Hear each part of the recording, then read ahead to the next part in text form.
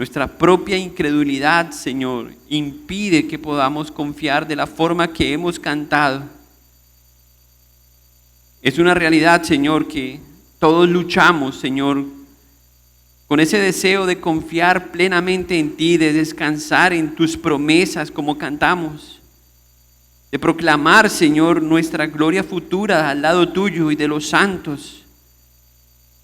Pero hay otra verdad, Señor, detrás de todo esto, y es que somos frágiles, que nos cansamos, nos debilitamos, Señor, y no queremos sufrir, no queremos padecer en este mundo. Perdónanos, Señor. Perdónanos porque no podemos solamente cantar y alejarnos de esta realidad. Queremos, Señor, crecer en nuestra confianza. Y hoy queremos pedirte, Señor, que uses estos minutos para ello. Que la exposición de tu palabra, Señor, nos ayude a salir más confiados en ti, menos en nosotros, más arraigados, más cimentados en la roca que es Cristo. Ayúdanos, Señor, a entender la grandeza de tus promesas, la belleza de tus promesas. Padre, que tu Espíritu Santo esta mañana obre en nuestras vidas, en nuestros corazones, que doblegue nuestras emociones, nuestro orgullo. Obra poderosamente en nosotros con tu palabra, Señor. Edifícanos, Señor, y fortalécenos para que podamos seguir haciendo frente, Señor, a la batalla que tenemos cada día en este mundo, Señor, mientras esperamos y aguardamos por el regreso de tu Hijo Cristo, Señor. Gracias. Gracias, Señor, por lo que puedas hacer por nosotros. De antemano te bendecimos y te damos las gracias y te damos la gloria por lo que puedas hacer hoy en nuestras vidas. Oramos y pedimos todo esto por amor al nombre de tu Hijo Cristo y lo que Él hizo en la cruz por nosotros. Amén. Buenos días, hermanos. No fueron tan buenos. Bueno, el Señor ha sido bueno con nosotros porque aquí estamos. Continuamos alabándolo a Él, dándole gracias a Él por lo que Él sigue haciendo, y sabemos que Él no ha terminado con nosotros porque aquí estamos. Y el que comenzó la buena obra es fiel para terminarla, y ese es nuestro Dios. Yo no sé si todos en algún momento han sentido que están haciendo su mejor esfuerzo, lo mejor que pueden, pero de todas formas sienten que hay algo que todavía falta, que no está bien, que no parece que no se logra estabilizar, como que no logra ese punto de equilibrio. ¿Se han sentido así alguna vez? Hace rato, ¿cierto? Son cosas que pasan y pensamientos que vienen. Trabajamos duro, servimos, a veces oramos mucho, a veces no tanto. Intentamos hacer lo correcto, intentamos vivir la palabra de Dios, pero a veces, si somos honestos, nos preguntamos en silencio, ¿qué estoy haciendo mal? ¿Será que no estoy haciendo lo correcto? Y si empezamos a evaluar los resultados, uno se empieza a preocupar, ¿cierto? Porque uno dice, hay algo que le falta, algo no estoy haciendo bien. Empezamos a medir los resultados por lo que hacemos. Y si pensamos que estamos en una obra, si estamos construyendo, como es la idea que viene desarrollando el apóstol Pablo aquí en esta carta a la iglesia de Corinto, que es su primera carta, allí estamos estudiando, él viene desarrollando esa idea de construir juntos como iglesia. La verdad es que vivimos en un mundo en que siempre nos está empujando a ser productivos, a crecer, a producir, a lograr metas, a mostrarnos fuertes. Ese es el estándar del mundo. Pero cuando nos encontramos con la palabra de Dios, pues a veces nos estrellamos porque no es siempre eso lo que encontramos. sino que encontramos una realidad diferente, un poco más frágil. Pocas veces nos detenemos a pensar en realidad cuál es el problema o incluso muchas veces no sabemos cuál es el problema.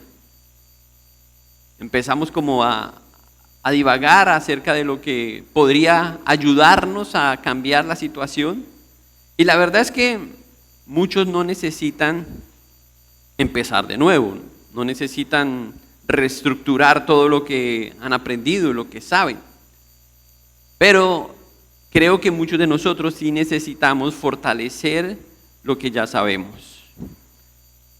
Y a veces cuando pensamos en los cimientos, cuando pensamos en las bases, pues tenemos que reconocer eso, que las bases son primordiales para lo que nosotros queremos construir, lo que Dios está haciendo en nuestra vida.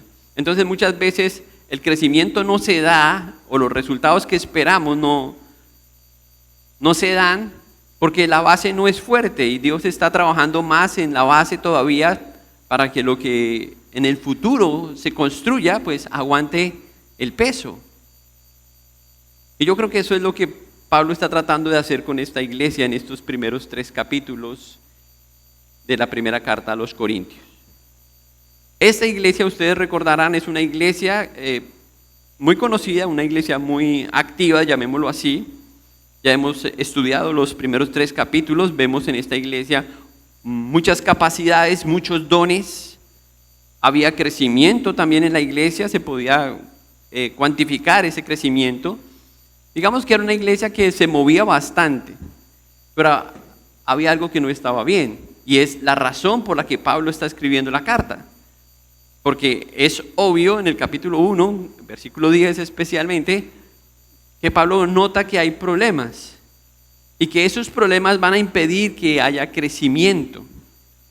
Y Pablo quiere ayudarles a ver dónde están esos problemas. Entonces ya él habló en el capítulo 1, capítulo 2 de algunos de esos problemas que tienen que ver con la división, con la falta de unidad, si quiere decirlo de esa forma, y con la sabiduría del mundo, cómo se ha impregnado en la iglesia y ha hecho creer a los corintios que ellos pueden sin Dios.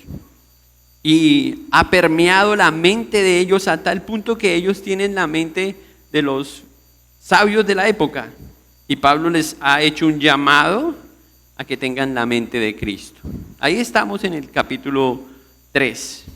Y Pablo dice que de alguna forma este es el resultado o la radiografía por la que ellos o algunos de ellos se mantienen en una condición de inmadurez, en una etapa de inmadurez, y Pablo está llamándolos a crecer, a pasar a la siguiente etapa, que es la madurez espiritual. Eso fue lo que vimos la semana pasada en el capítulo 3.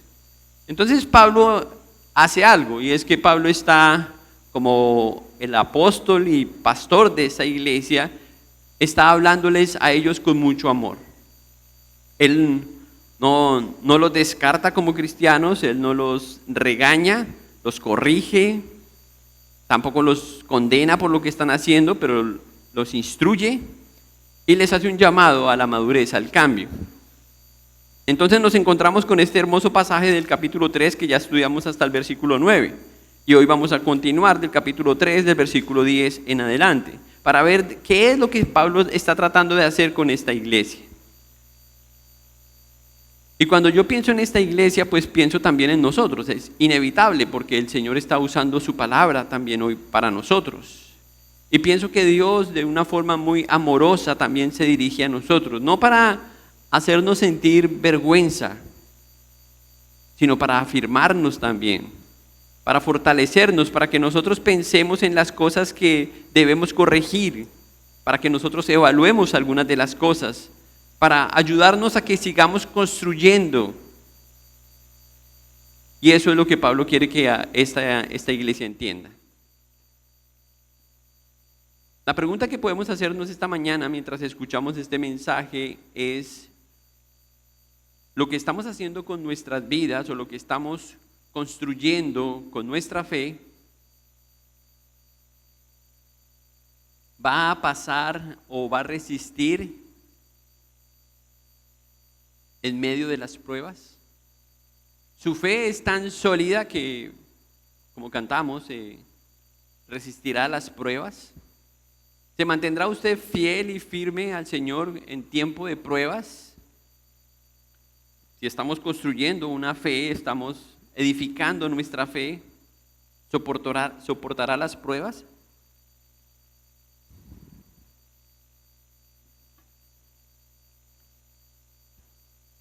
Pablo hace una invitación amorosa aquí en este pasaje para que los hermanos hagan una autoevaluación. Y Pablo les va a mostrar a estos hermanos, o les va a invitar a que piensen de forma muy amorosa a construir un propósito eterno con lo que Dios está haciendo en ellos. Y Dios lo está usando a él como apóstol. Y vamos a ver 3 verdades que el apóstol reconoce aquí en este pasaje del versículo 10 hasta el final del capítulo 3, que es el versículo 23. 3 verdades que Pablo reconoce que tienen que ver con la madurez y precisamente se desprenden de lo que él ha dicho del versículo 1 al versículo 9. Vamos a leer primero el versículo 10 y 11 para mirar la primera verdad. Dice el apóstol Pablo: conforme a la gracia de Dios que me ha sido dada, yo como perito arquitecto puse el fundamento y otro edifica encima. Pero cada uno mire cómo sobreedifica, porque nadie puede poner otro fundamento que el que está puesto, el cual es Jesucristo. Aquí viene la primera de las 3 verdades que Pablo quiere resaltar ahora a los hermanos. Y yo creo que aquí él hace como un resumen de lo que él ha dicho en estos primeros 3 capítulos. Lo primero que él dice aquí es que la madurez espiritual es el fundamento que ya está puesto. En realidad, los corintios no necesitaban otro evangelio, no necesitaban escuchar algo nuevo, necesitaban pensar bien en lo que ya les había sido entregado. Y habían cosas que ellos obviamente no estaban pensando bien. Entonces lo primero que Pablo hace en el versículo 9, él continúa con el pensamiento del edificio. ¿Recuerdan? Perdón, en el versículo 10, pero miren el versículo 9.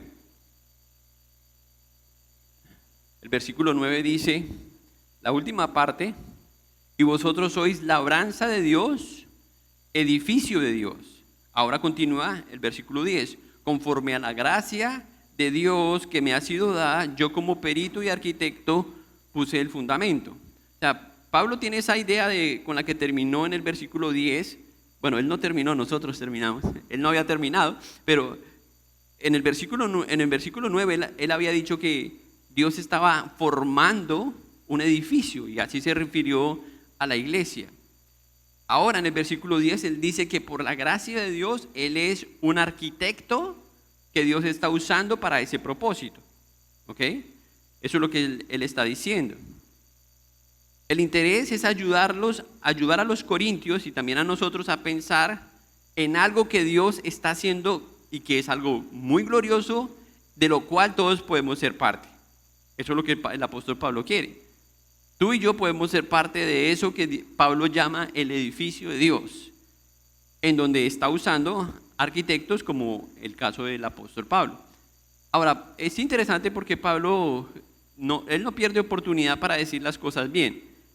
El apóstol Pablo reconoce que su trabajo como arquitecto o como siervo es por gracia, ¿sí? Ahí lo dice claramente. Eso nos ayuda a nosotros a pensar en que Dios está haciendo con nosotros y con otras personas, por su gracia, algo para su gloria, no por méritos o porque alguien lo merezca. Él reconoce que es por la gracia de Dios. Ahora, por la gracia de Dios, Pablo hizo algo que muchos hubieran anhelado, y era el privilegio de poner la primera piedra, los fundamentos. El fundamento es algo esencial para toda construcción. Yo sé que aquí hay personas que conocen de ese tema. Si no tenemos un buen fundamento, no tenemos una buena construcción, ¿verdad? Y es posible que lo que usted edifique vaya a presentar fallas estructurales o, bueno, no sé qué tipo de fallas, pero si usted no tiene unas buenas bases, pues el problema va a estar ahí. Y Pablo notó que ese era el problema. No que el fundamento de alguna forma estuviera mal, sino que ellos estaban interpretando mal cuál era ese fundamento, porque Pablo aclara, él ya lo dice en el versículo 10. Bueno, en el versículo 11 lo dice más claro, porque nadie puede poner otro fundamento, o sea, eso no se reemplaza, el fundamento no se reemplaza, que el que está puesto, el cual es Cristo. Pero el problema es que ellos estaban poniendo el énfasis, recuerden el capítulo 2 y capítulo 1, ellos estaban poniendo el énfasis en ellos y no en lo que Cristo había hecho. O sea, estaban tratando de reemplazar el fundamento que es Cristo con el pensamiento del hombre, con la filosofía del hombre, tratando de añadir otras cosas a lo que ya ellos habían sido enseñados. Él está haciendo una distinción entre lo que los arquitectos hacen y lo que los demás construyen. Él poniéndose como una herramienta de Dios.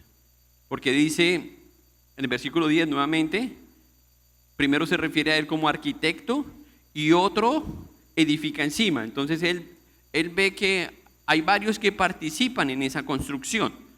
No es para decir que todo el trabajo lo hacen los expertos, sino que otros están también haciendo un trabajo y sobre ese trabajo otros edifican. Pero que el fundamento es uno solo y no se puede cambiar. Eso es muy importante. En el versículo 10 dice, mira el versículo 10, nuevamente dice, pero cada uno mire cómo sobreedifica, ¿cierto? Así que aquí en el versículo 10 hace una advertencia o hace un llamado, para tener cuidado en cómo se hacía o cómo se construía, cómo se sobreedificaba sobre lo que ya Pablo había enseñado. Pablo en Romanos capítulo 15, versículo 20, déjenme leer este versículo, no tienen que buscarlo, solamente presten atención, dijo estas palabras: y de esta manera me esforcé a predicar el evangelio, no donde Cristo ya hubiese sido nombrado para no edificar sobre fundamento ajeno, sino como está escrito, aquellos a quienes nunca les fue anunciado acerca de él, verán, y los que nunca han oído de él, entenderán.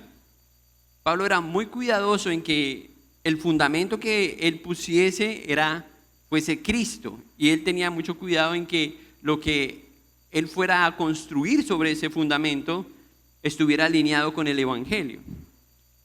Con esto él está aclarando, recuerden que él había hablado de una idea que traían los filósofos y que la corriente de los hombres era perseguir a otros hombres que tenían que ver con los líderes, Apolos entre ellos Pablo también.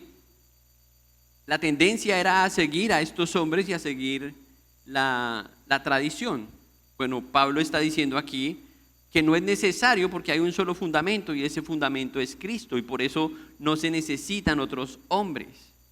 Ahora, ¿tendrá esto alguna importancia para nosotros el día de hoy?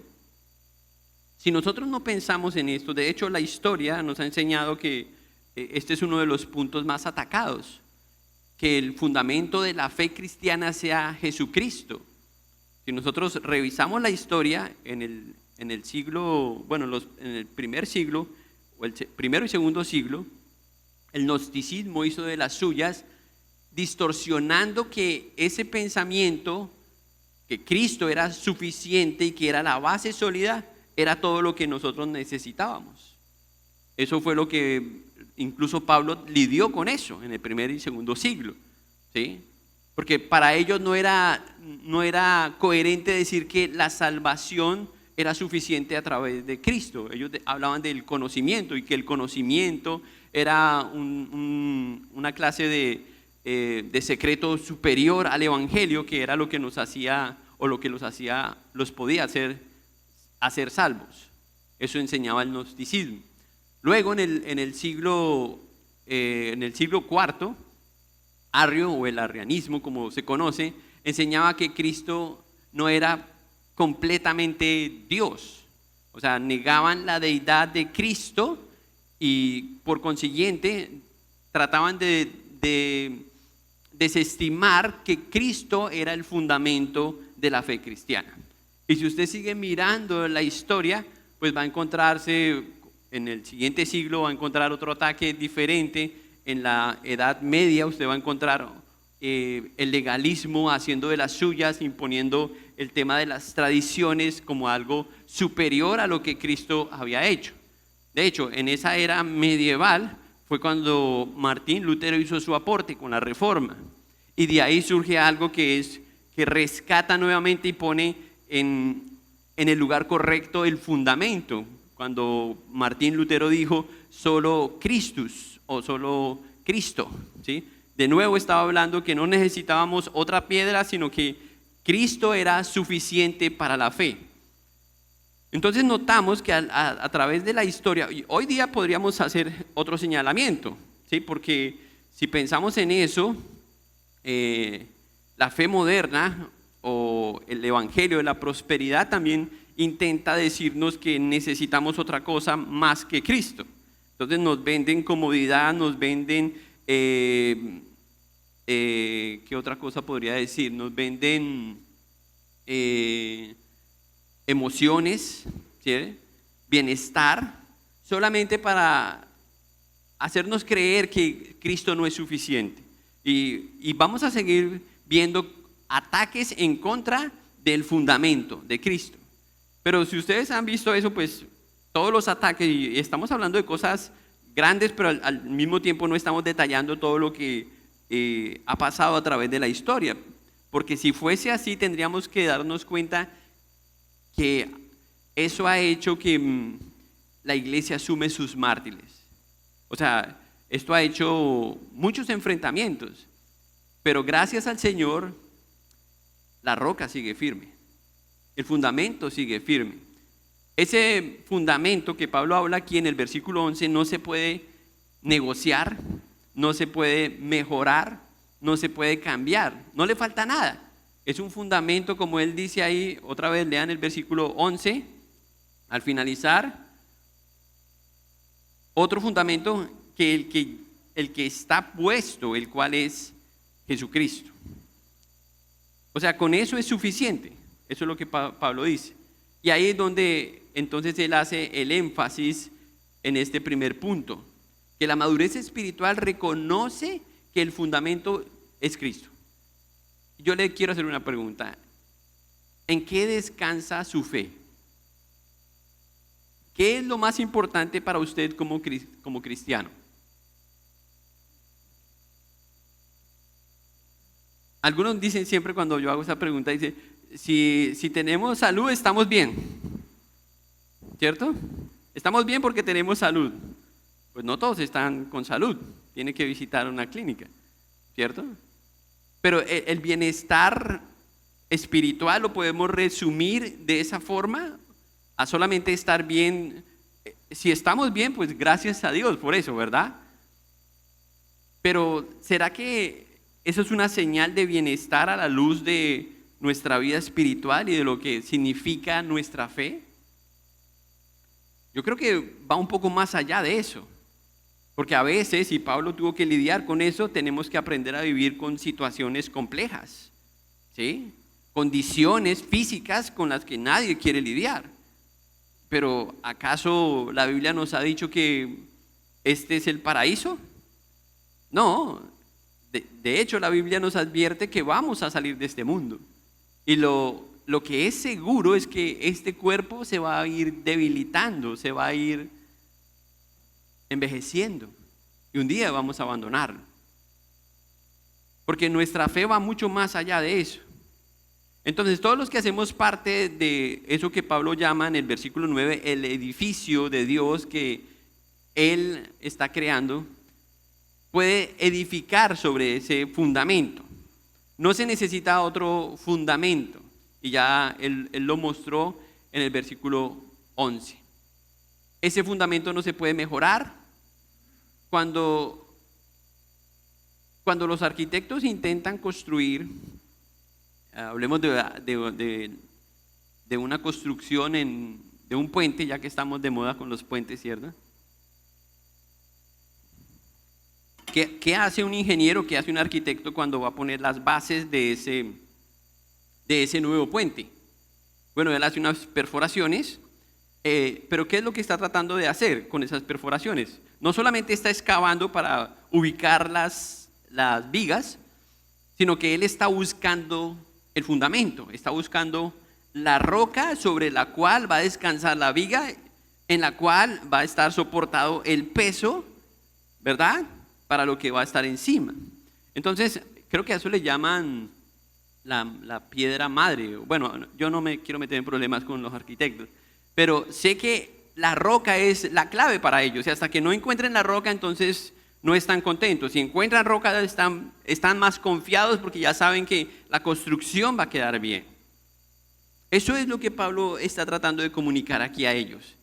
Hermanos corintios, ustedes tienen una roca sólida. Esta es una roca que no se puede perforar.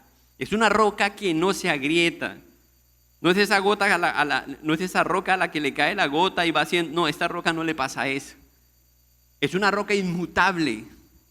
Esa es la roca en la que hemos puesto nuestro fundamento, nuestra confianza, nuestra fe. Y Pablo quiere que ellos piensen en estas cosas, porque van a tener pruebas, van a tener dificultades, y si ellos no piensan que su fe está fundamentada en Cristo, obviamente en algún momento se van a derrumbar. Entonces hágase la pregunta: ¿está su vida edificada en Cristo o su fe en Cristo? Yo creo que muchos calculan y miden eso de tantas formas equivocadas. Si le va bien, estamos bien, ¿sí? Pero si le va mal, hay una sensación de que su fe no está funcionando. Eso se llama en la Biblia inmadurez. Porque incluso la madurez nos ayuda a estar bien cuando estemos mal. ¿Ah? Sí. Porque no depende, nuestra fe no depende de nuestras circunstancias, sino en dónde estamos puestos. Y eso no depende de nosotros, depende de Cristo. Entonces, yo creo que la inmadurez casi siempre, por lo general, no encuentra piso firme, la inmadurez. Pero la madurez descansa sobre esa roca. Esa es la diferencia entre la madurez y la inmadurez. Y nosotros tenemos que pensar en eso. El que está sobre la roca no es el que siempre va a enfrentar las tormentas y no. Es el que no se va a derrumbar porque está sobre la roca. O sea, vamos a pasar dificultades, vamos a pasar pruebas, pero no nos vamos a derribar. ¿Por qué? Y a mí me encanta, bueno, no sé cómo decir eso sin que suene, porque Dios nos pasa por diferentes situaciones, ¿cierto? Y a veces cuando uno escucha una situación adversa, uno dice, aquí va Dios. ¿Qué va a hacer el Señor? Empieza uno a pensar, ¿qué está haciendo Dios en la vida de esa persona? ¿Verdad? Y miren, yo creo que todo tiene que ver con la fe. Porque Dios quiere ayudarnos a recordar quién es Él y sobre quién estamos fundamentados. Y Él nos va a pasar por situaciones en donde nuestra fe tiene que ser probada. Eso no es malo, eso es bueno. Pero lo que garantiza que usted se mantenga firme es que usted tenga el fundamento claro, ¿sí? Que su fundamento sea claro. Y si no, pues obviamente va a sentir que es como la arena del mar, que va y viene, que va y viene. No estoy diciendo que algunos cristianos son así. Eso lo dijo fue Santiago, no soy yo. ¿Sí? Pero así lo dice la Biblia, que son como la arena del mar, como las olas del mar que van y vienen, ¿cierto? Así lo menciona. Entonces, cuando pensamos otra vez en que Él es nuestra roca, quizás la crítica no nos va a hacer tanto daño, ¿sí? No nos va a frenar, o quizás Las crisis no nos van a desviar de lo que estamos haciendo, no va a frenar el propósito de Dios en nuestra vida, nos va a mantener firmes. Porque a veces usted dice, voy a empezar a hacer tal cosa para Dios, y ¿sabe lo que pasa inmediatamente? Viene la prueba. A ver si realmente lo va a hacer. Y nuestro Dios es experto en hacer eso, en esas cosas. Porque es fácil cantarle a Dios, en ti confío, Dios, ¿verdad? Eso es fácil. Pero en la práctica, cuando salimos a la calle, cuando se nos pierde el celular, decimos lo mismo. Cuando se choca, cuando se cae de la moto, podemos decir lo mismo. Eso duele, hermanos. Pero ¿podemos decir lo mismo? Bueno, nuestra reacción ayuda a ver cuál es nuestro fundamento. Eso muchas veces va a hablar en sí solo de cuál es nuestro fundamento. ¿Cómo está? No sé, hermano, esa tragedia, no sabe lo que imagínese. Yo no sé dónde estaba Dios. Como que Dios se distrajo y algo pasó en esos microsegundos, ¿cierto? Es difícil, sí, yo sé que a veces hay cosas que pasan que son difíciles. Pero mira, hermanos, cuando Él es la roca, nosotros debemos estar gobernados por sus palabras, por la palabra de Dios, es la que debe gobernar, por sus promesas deben sostenernos, y eso debe ser suficiente. Eso debe ser suficiente. Si Cristo es el fundamento, hermanos, la iglesia está segura. ¿Amén? Pastor, entonces no necesitamos un seguro. Seguro que tenemos el mejor seguro. Es Cristo. Él es la roca. ¿Saben por qué hoy estamos reunidos aquí? La iglesia se ha preservado a través de la historia. Porque Él es la roca. Han venido huracanes, tormentas, una cantidad de cosas a través de la historia. Ya nombré algunos que han intentado con filosofías o doctrinas huecas derribar la iglesia. Pero la iglesia está firme, se mantiene firme. Y no es porque nosotros los hombres estemos haciendo un buen trabajo, porque seamos los arquitectos, o porque estemos edificando o sobreedificando bien. Y sí, hemos hecho algunas cosas por la gracia del Señor, pero es porque la roca es Cristo. Esa es la razón principal. La roca es Cristo. La otra verdad que la madurez espiritual reconoce, la encontramos en los versículos 12 al versículo 17. Estamos en 1 Corintios capítulo 3, versículos 12 al 17. Permítame leer esos versículos ahora. Y si sobre este fundamento alguno edificare oro, plata, piedras preciosas, madera, heno, hojarasca, la obra de cada uno se hará manifiesta. La declarará el día, pues por el fuego será revelada, y la obra de cada uno cual sea, el fuego la probará. Si permaneciere la obra de alguno que sobreedificó, recibirá recompensa. Si la obra de alguno se quemare, él sufrirá pérdida. Si bien él mismo será salvo, porque así como por el fuego, aunque así como por el fuego. ¿No sabéis que sois templo de Dios y que el Espíritu de Dios mora en vosotros? Si alguno destruye el templo de Dios, Dios le destruirá a él, porque el templo de Dios, el cual sois vosotros, santo es. Aquí encontramos la segunda verdad que la madurez espiritual reconoce. ¿Cuál es? Que la calidad de la obra con la que nosotros sobreedifiquemos va a ser puesta a prueba. ¿Está usted preparado para que Dios le ponga a prueba? Porque nadie dijo amén.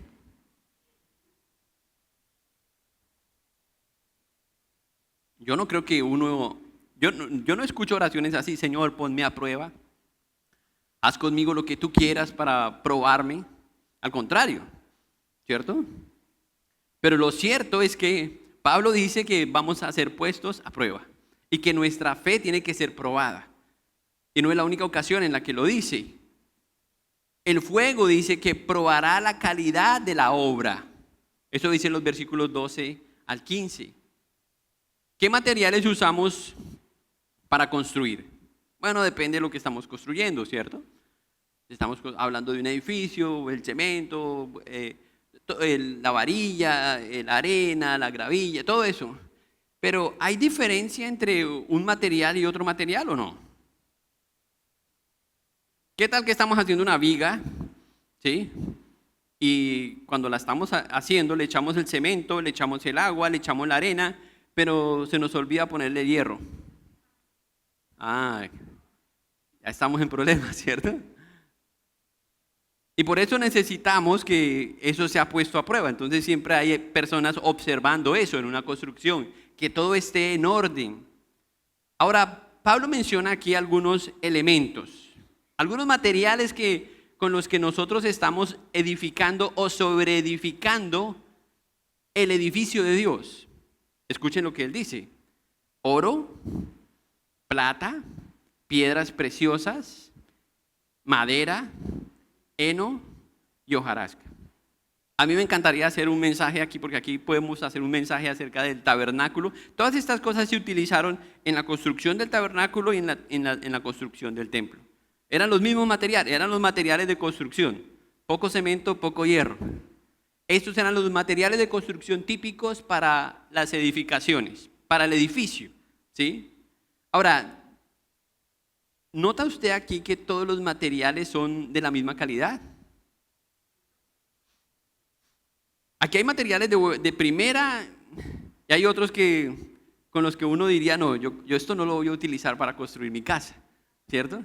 Ahora, si uno pudiese escoger, pues siempre va a ir con lo mejor. Dios evaluará la calidad. Ahora, eso no tiene que ver con la cantidad, tiene que ver con la calidad. Las dos clases de materiales demuestran que hay materiales que son duraderos y temporales. Así que lo que Pablo está diciendo es que lo que nosotros hagamos dentro de la iglesia o lo que la forma en que nosotros construimos, edificamos la iglesia con nuestro aporte como parte de la iglesia, pueden ser cosas o de buena calidad o de no tan buena calidad. Y que al final, esas cosas que nosotros hacemos para el Señor en la iglesia, para construir o sobreedificar la iglesia, o son de buena calidad o son de calidad no tan buena. ¿Cómo vamos a saber eso? Pues dice que el fuego las va a probar. Si usted piensa en esto, y no sé si vamos a ir después de esta serie con la segunda carta a los Corintios, pero en la segunda carta a los Corintios, en el capítulo 5, yo creo que es necesario que leamos eso porque pongan su dedo ahí en la primera carta y vamos al capítulo 5 de la segunda carta de Pablo a los Corintios. Porque aquí este pasaje nos ayuda un poco a entender mejor lo que Pablo está diciendo.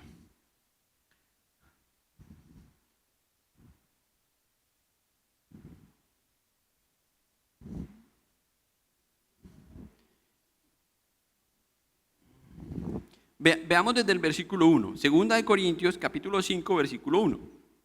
Porque sabemos que si nuestra morada terrestre, este tabernáculo, se deshiciere, tenemos de Dios un edificio, una casa, no hecha de manos eternas en los cielos. Y por eso también gemimos, sí, deseando ser revestidos de aquella nuestra habitación celestial.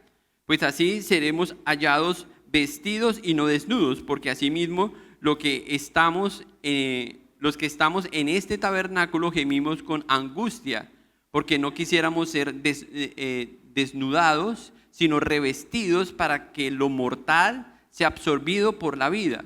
Mas el que nos hizo para esto mismo es Dios. Así que nos ha dado las arras del Espíritu.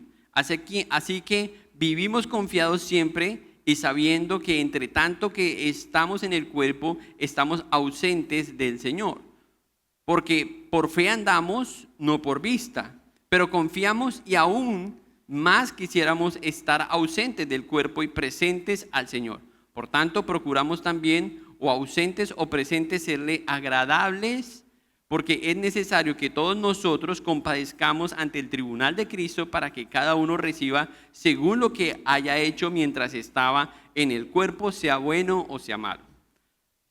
Yo sé que aquí hay mucho que aprender y ojalá que usted lea otra vez el pasaje en casa al finalizar. La razón por la que los llevé a ese pasaje es porque Pablo aquí afirma que indudablemente vamos a tener que abandonar este cuerpo, pero que además de hacerlo, vamos a tener que rendir cuentas al Señor de lo que habremos hecho mientras estamos en este cuerpo, para la edificación de la iglesia. ¿Ok? Eso es lo que se llama el tribunal de Cristo, estar frente a Cristo, rindiendo cuentas a Él de lo que hemos hecho. Ahora, el propósito de estar ahí no es nuestra salvación, porque no vamos eso lo podemos ver mejor en Apocalipsis, porque ese es el trono blanco, que es el juicio para salvación. Pero este no es un juicio para salvación, este es el tribunal para nuestras obras, para que nuestras obras sean probadas. O sea que Pablo está hablando en el capítulo 5 de 2 Corintios de lo mismo que está diciendo aquí, que ahora nuestras obras van a ser puestas a prueba, para saber qué tipo de materiales o qué tipo de obras estamos haciendo. Es lo que Pablo dice. Le llama de esta forma el tribunal de Cristo, le llama de esta forma porque estamos compadeciendo ante el juez, que es el único que puede evaluar justamente lo que hemos hecho para él. ¿Sí? Es lo que hace el juez. Entonces, más adelante, si quiere, puedo responder alguna pregunta. Entonces, lo que nosotros observamos aquí es precisamente a Dios obrando para que los que sobreedifican lo hagan otra vez y las cosas que hacen no se quemen en medio de la prueba. Es para, y si usted termina de leer ahí la segunda carta a los Corintios, se va a dar cuenta de eso, que al finalizar eso es para recibir una recompensa. Si quiere pensar en coronas, piense en coronas. Recibimos coronas de lo que hacemos para Él mismo, para la gloria de Dios. Todo esto es para su gloria. Es para recompensa de los que sobreedificaron. Entonces Pablo dice que no se preocupen por los aplausos del momento, lo que ellos estaban acostumbrados, o los corintios, sino que Dios va a probar lo que estamos haciendo. Ahora, imagínense por un momento esto, porque si pensamos en esto, ¿qué es lo que estamos haciendo para el Señor? ¿Qué hizo esta semana usted para Dios?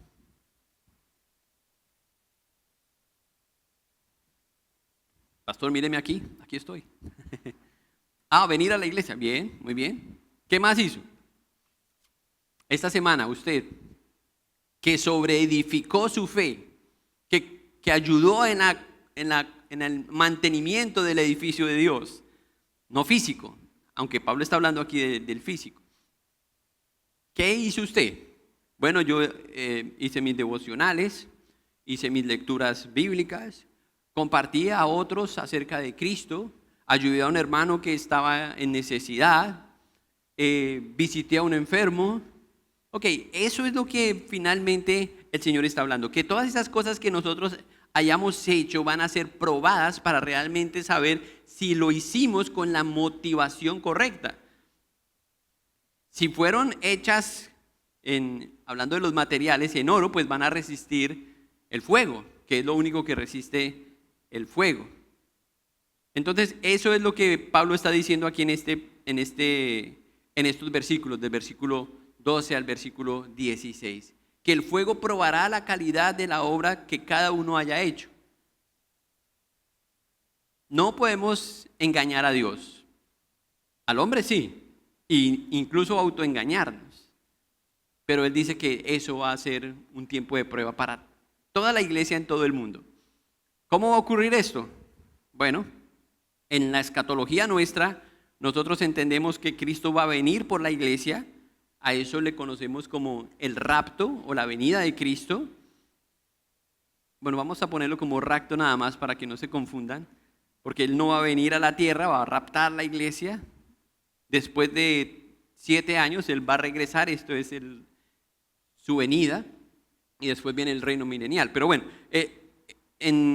inmediatamente ocurre el rapto de la iglesia. Cuando Cristo viene por su iglesia va a irse con Él. ¿Dónde dice la Biblia que vamos a estar? Bueno, en el cielo. Sí, eso es lo que la Biblia dice. Que vamos a estar en las nubes, en algún lugar que Él ha preparado para que pasen dos cosas. Las bodas de Cristo, que es la celebración de Él, de estar con Él ahora unidos para el resto de la eternidad, y las bodas del Cordero y el tribunal de Cristo, que es esta otra escena, en donde Él va a poner a prueba y va a recompensar a los que sirvieron fielmente para Él y vivieron para Él como creyentes fundados sobre la roca. Básicamente eso es lo que dice. Yo sé que eso es resumir mucha teología, pero eso es lo que Pablo está diciendo aquí. Ahora, en el versículo 16, él cambia un poquitico el tono, porque ya pasa de hablar de las obras o de lo que el cristiano hace o lo que espera que haga, y dice en el versículo 16 en un tono de pregunta: ¿no sabéis que sois templo de Dios y que el Espíritu de Dios mora en vosotros? Y versículo 17: si alguno destruye el templo de Dios, Dios le destruirá a él, porque es templo de Dios, el cual sois vosotros, santo es. Ahora, aquí cambia un poquito el lenguaje de Pablo. Yo creo que es un poco más alto. Él dice que esa obra que Dios está haciendo, ese templo que Él está haciendo, no es un lugar cualquiera. Yo estaba pensando bastante en esto porque cuando nosotros en la Biblia encontramos dos verdades, y una es que la iglesia es el templo de Dios, ¿cierto? Pero también encontramos que el lugar donde nos reunimos es un templo, ¿verdad? Y tenemos que tener cuidado con la lectura que estamos haciendo acá, porque aquí no está hablando de los individuos, sino que está hablando de el lugar donde moran esos individuos. O sea, está hablando del edificio como tal, no de los que lo componen. Entonces son dos verdades. Por un lado, ya lo dije porque él así lo menciona. Pero aquí dice: ¿no sabéis que sois templo de Dios y el Espíritu de Dios mora en vosotros? En el capítulo 6 de esta misma carta, él se va a referir a ellos como templo espiritual de Dios. Pero aquí está hablando del edificio que es la morada de Dios. Es decir, que Dios está diciendo que el lugar que Él está edificando, su iglesia, que está reunida en este templo, es un lugar de importancia para Él. ¿Por qué Pablo estaría resaltando algo así? ¿Por qué Pablo estaría diciendo algo así? Miren otra vez el pasaje. Él hace una advertencia ahí en el pasaje. Si alguno destruye el templo, Dios le destruirá. ¿Por qué creen que Dios o Pablo está recalcando esto? Hermanos, porque la verdad es que si no tuviéramos templos donde reunirnos, pues obviamente podríamos reunirnos afuera, en un parque, en cualquier lado, ¿cierto?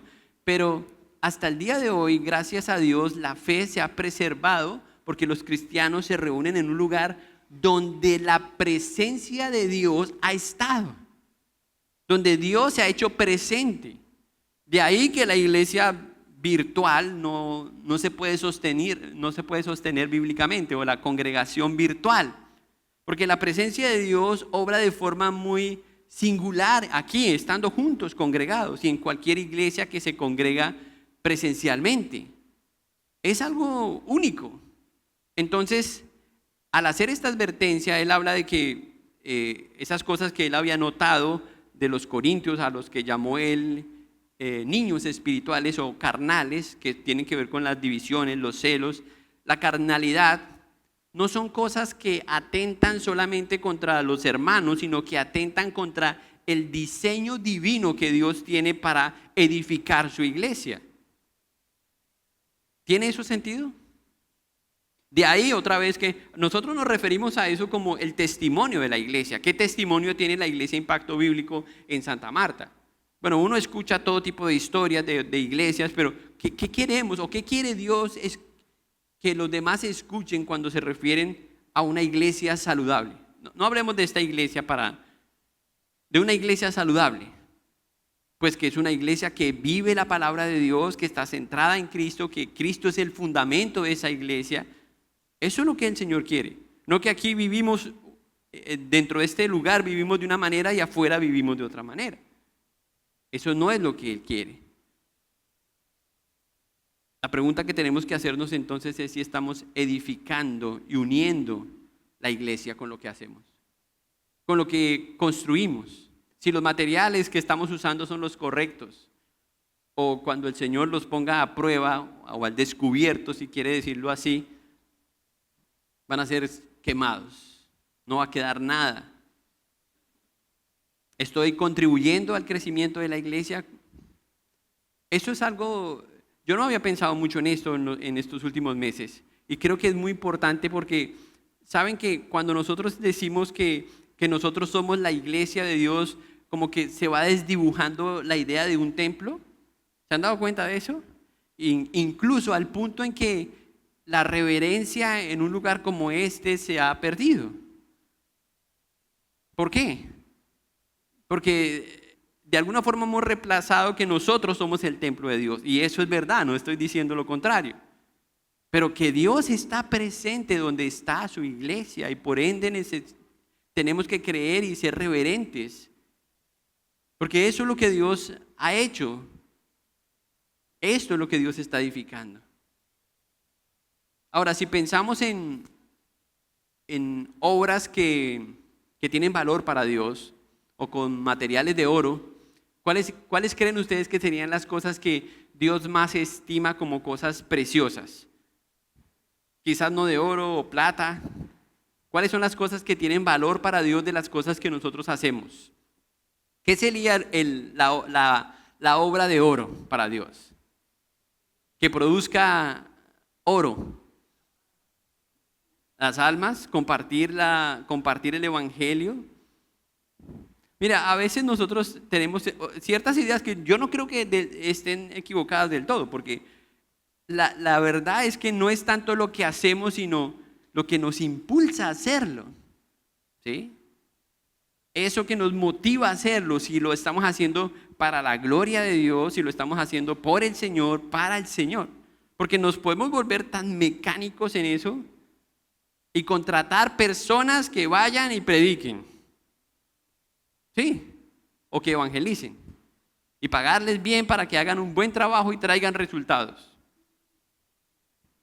No, yo creo que tiene que ver más con lo que nos empuja a hacer las cosas. Y yo creo que en eso, las cosas pequeñas que nosotros hacemos para mantenernos santos, por ejemplo, lo que usted haga, la pelea que usted esté teniendo en este momento para mantenerse santo, eso es una obra que puede ser valiosísima para Dios. El que usted renuncie a algo, el que usted mortifique su orgullo, esas cosas que generalmente no les queremos hacer frente, esas cosas que nos hacen mirar hacia otro lado, que tienen que ver con cosas que Pablo había identificado: celos, divisiones, contiendas. ¿Recuerdan eso el capítulo de la carne?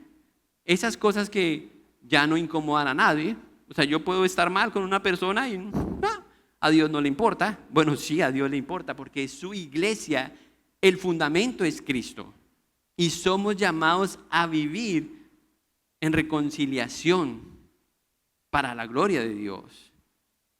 Puede ser que usted enseñe, puede ser que usted discipule, que usted le sirva al Señor, que usted ore, todo eso. Pero si usted lo hace con la intención incorrecta, cuando pase por el fuego, ¿qué va a pasar? Como la hojarasca, ¿cierto? Se va a prender un gran fuego. Pero si es oro, el oro entre más esté en el fuego, más va a brillar. Más intenso se va a poner. Más gloria se va a ver en él. Entonces, pensemos de esa manera y pidámosle a Dios que nos ayude. La tercera verdad que la madurez espiritual reconoce está ahora en los versículos 18 al versículo 22. Nadie se engaña a sí mismo. Si alguno entre vosotros se cree sabio en este siglo, hágase ignorante para que llegue a ser sabio, porque la sabiduría de este mundo es insensatez para con Dios. Pues escrito está, Él prende a los sabios en la astucia de ellos. Y otra vez, el Señor conoce los pensamientos de los sabios que son vanos. Así que ninguno se gloríe en los hombres, porque todo es vuestro.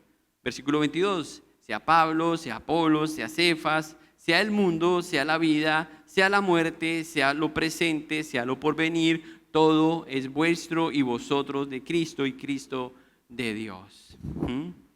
Aquí está la tercera verdad, que la iglesia es sagrada y Dios la sigue defendiendo. Es su iglesia, no podemos engañarnos en cuanto a la iglesia. Y yo sé que hay muchos expertos que dicen, no, pero uno no necesita ir a la iglesia todos los domingos. Ellos saben más que Dios, ¿cierto? ¿Los ha escuchado usted? Por allá, de otras ciudades, ¿cierto? Yo no necesito ir a una iglesia para ser santo, para ser mejor cristiano. No nos dejemos engañar, dice el apóstol Pablo, de esos sabios que subestiman el templo de Dios, lo que Dios está construyendo. Esa es la primera advertencia que hace. O sea, Pablo dice aquí, no nos podemos engañar. Ahora, me llama la atención porque lo primero que él dice aquí en este versículo tiene que ver con ellos mismos. Nadie se engaña a sí mismo. O sea, el engaño no viene necesariamente de afuera, viene primero de adentro. ¿Sí? Cuando yo empiezo a creer, oiga, sí, pero yo ya llevo como 3 meses yendo fielmente a la iglesia, yo creo que necesito descansar, ¿cierto? O cosas semejantes, usted puede usar mejor la imaginación. Empezamos a pensar diferente, no, yo ya, que otros sirvan porque yo ya he servido tanto. Es la forma en que nosotros empezamos a engañarnos a nosotros mismos. Y otra vez esto es peligroso. Pablo regresa a la raíz del problema. La raíz del problema que él había tratado en el capítulo 1, capítulo 2, era la falsa sabiduría de los que decían yo soy de Pablo, yo soy de Cefas, yo soy de... Bueno, esa sabiduría que los acompañaba y buscaba reemplazar el fundamento y que el resultado era solamente orgullo. Usa otro tono para decir que no es un edificio, que no es solo un edificio, sino que además es el lugar donde mora Dios. Aquí Pablo reconoce que la iglesia no es nuestra, también reconoce que la iglesia es de Dios y que la iglesia, si es de Dios, Él la defiende. Eso es lo que dice. Mire la advertencia que Él hace. No se engañen. ¿Creerse sabio es un engaño? ¿Cómo me creo yo a mí mismo sabio? Cuando yo digo, sí, así es, ¿verdad? O sea, no importa lo que la Biblia dice, yo tengo la razón. Lo que mis sentimientos, la forma en que me estoy sintiendo, es suficiente para yo saber lo que tengo que hacer. No lo que la Biblia dice. Eso es ser sabio en su propia opinión. Cuando usted se cree superior a los demás, y entonces los demás deben servirle. Eso es hacerse sabio. Creer que uno entiende más que los demás. Que uno es más maduro que los demás. Eso es inmaduro. Eso es ser inmaduro. Evaluar a la iglesia con los mismos criterios que la evaluaría la sabiduría o el mundo. Eso es insensatez. Entonces, ¿qué propone Pablo? Háganse ignorantes para que lleguen a ser sabios. ¿Les gusta el eslogan? Propongamos eso en la empresa, al jefe. Jefe, creo que tenemos que hacernos todos ignorantes para llegar a ser sabios. ¿Ah? ¿Qué estás diciendo? ¿Te volviste loco? Sí, tenemos que renunciar al orgullo intelectual muchas veces, a la sabiduría del mundo y empezar a confiar plenamente en Dios, reconociendo que Cristo es la roca y que estamos bien gracias a Él. No le debemos nada a nadie, es a Cristo, porque es por Él y para Él que Él nos ha puesto en la iglesia. Si estamos aquí no es por el hermano fulano, sután, no. Es porque Él nos llamó, Él nos escogió, Él nos salvó y es para Él. Entonces no hay otra razón. En el versículo el versículo 16, Pablo, con esta pregunta, ¿no sabéis que sois templo de Dios y que el Espíritu de Dios mora en vosotros? Esto fue lo que me hizo pensar en que nosotros muchas veces perdemos la reverencia. ¿No sabéis que sois templo de Dios y que el Espíritu de Dios mora en vosotros?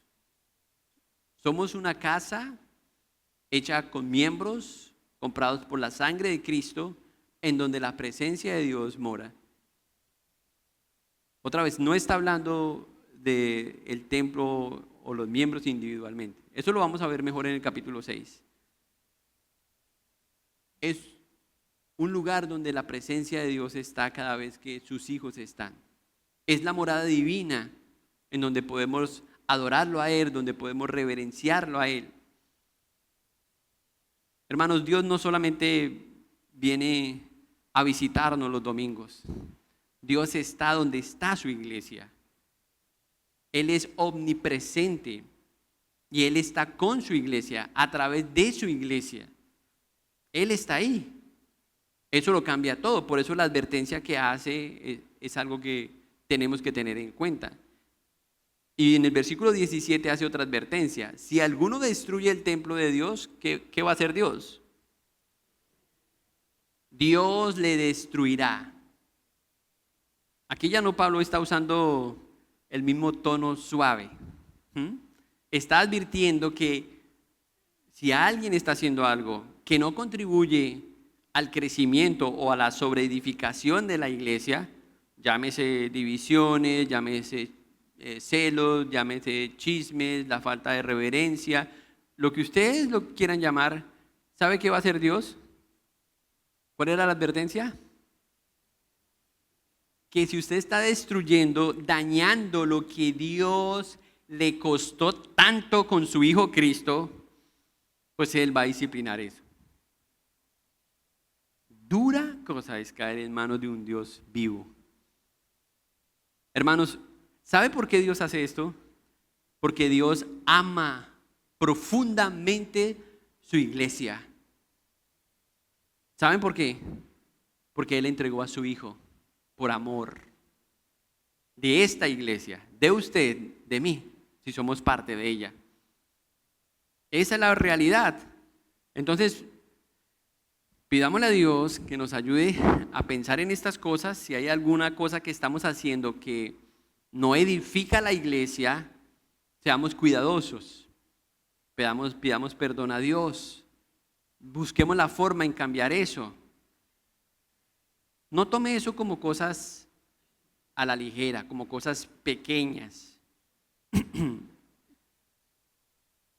Si quiere tener una idea más gráfica, piense en uno de esos pecados como un mazo en su mano, que cada vez que usted decide usarlo mal, entonces le pega a una pared, ¡pah!, un golpe. ¿Qué pasa si sigue golpeando?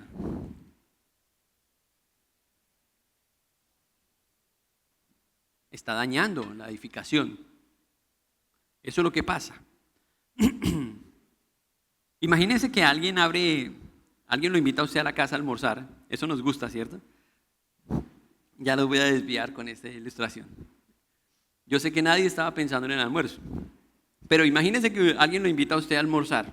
Entonces usted tiene todo bien puestecito sobre la mesa, la comida está lista, ahí están los hijos, todo el mundo está ahí listo para comer. Pero de repente usted observa que alguien empieza a rayar la mesa y que otra persona en la mesa empieza a cortar el mantel. y de repente alguien empieza a doblar los cubiertos. Lo increíble de eso es que esas personas son los miembros de esa casa. Usted es el invitado. ¿Cómo se siente usted ahí en la mesa? Usted quiere gritar, ¿cierto? Eso es muchas veces lo que pasa con los que hacemos parte de la iglesia. No cuidamos lo que Dios nos ha dado. No cuidamos la iglesia del Señor. No vivimos para Él pensando en que podemos usar bien lo que Él nos ha dado para su gloria. Incluso los invitados a veces creo que tienen una mejor atención o mejor cuidado de lo que Dios nos ha dado. A ver, yo creo que la pregunta no tiene que ser si nos gusta todo lo que pasa en la iglesia o lo que vemos en la iglesia, porque cuando nos hacemos esa pregunta, entonces ahí como que encontramos el camino para quejarnos o para mostrar nuestra inconformidad. Yo creo que no deberíamos hacernos esa pregunta. La pregunta es si lo que estamos haciendo honra y glorifica a Dios o no. No si es de mi gusto, sino que si está ocurriendo para la gloria del Señor o no. Porque imagínense que todo lo que hiciéramos tuviera el sello y la aprobación de cada uno de ustedes. Pues no haríamos nada. Si tenemos que tener la aprobación absoluta de todos, el 100%, los votos de todos por igual. Pero si tenemos la aprobación de Dios, hermanos, eso es suficiente. Hermanos, aquí hay un camino para abandonar la inmadurez y regresar a la madurez, y tiene que ver con estos 3 puntos que él habló aquí. Yo creo que si nosotros entendemos lo que Pablo está diciendo en estos capítulos, vamos a poder avanzar como iglesia. Vamos a salir de la inmadurez, vamos a amar, vamos a apreciar mejor lo que él ha llamado iglesia. Y de alguna forma eso va a traer tantos beneficios a nuestra vida, a nuestra familia. Porque lo que ocurre con esto, hermanos, es que cuando nosotros no tenemos la imagen clara de Dios y no tenemos la imagen clara de la iglesia, pues yo no puedo creer que usted tenga la imagen clara de usted y de su familia. Porque si construimos claramente la imagen de Dios y de su iglesia, lo demás va a tomar más sentido, va a caer en su lugar. Pero cuando no, entonces estamos distorsionando todo lo demás. Y usted va a estar luchando con muchas cosas, porque no entiende lo que Dios ha hecho, no le da el lugar, el valor a las cosas que Dios ha hecho. Y usted reemplaza eso por otras cosas. Y eso, llevándolo a la práctica, pues va a ser uno de los problemas que usted va a encontrar. Entonces aquí hay 3 verdades que la madurez espiritual reconoce. Y yo creo que todos tenemos que reconocer alguna de ellas, por lo menos una, para salir de ahí y avanzar y poder sobreedificar, para poder crecer espiritualmente. Hombres, mujeres, niños, jóvenes, crecer como hijos de Dios, dar fruto para la gloria de Dios y al final, por la gracia de Dios, recibir recompensas que tienen que ver con Él también. Un día, hermanos, todo será probado. Todo será probado. Nuestras palabras, todo será probado. Nuestra fe, principalmente, va a ser probada. Lo que hicimos y de la manera que estamos viviendo para el Señor. Y es por eso que ahora, a través de la Santa Cena, vamos a tomar el tiempo para evaluar lo que estamos haciendo. Eso es algo que nos permite hacer la Santa Cena. Cada mes tomamos la Santa Cena con ese propósito, con esa idea de evaluar dónde estamos espiritualmente. Así que permítanme orar para terminar el mensaje y luego hacemos una pequeña reflexión antes de tomar la cena del Señor. Padre, gracias por esta mañana, gracias por tu palabra. Las palabras del apóstol Pablo aquí, Señor, son fuertes, pero son vida, son la verdad, son lo que necesitamos escuchar. Y son las palabras, Señor, que nos permiten crecer de tal forma, Señor, que nuestra vida sea útil, que tengamos un propósito en este mundo para ti, Señor. No solamente con los estándares de este mundo, sino con estándares eternos, Señor. Que cuando llegue el momento de la prueba, Señor, pasen el fuego. Gracias, Padre, porque Tú no nos pides, Señor, que seamos perfectos, pero nos pides, Señor, santidad, nos pides humildad, pero nos has puesto sobre la roca en la cual nosotros podemos estar firmes, Señor, y conseguir estas cosas, Señor.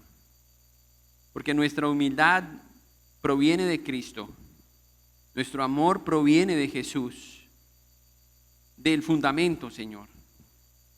Y te damos gracias que es así. Porque nosotros no podemos, Señor, amar como Cristo lo hizo, no podemos, Señor, obedecer como Cristo lo hizo. Nada de lo que propones en tu palabra lo podemos hacer separados de Él. Y Él lo dijo, separados de mí, nada podéis hacer.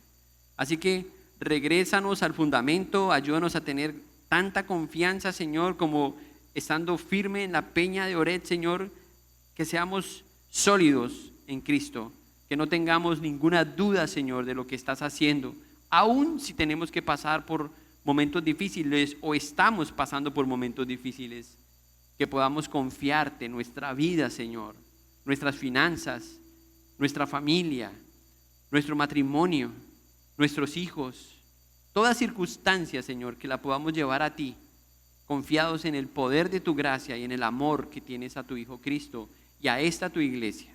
Y por eso te damos gracias. En el nombre de Jesús. Amén.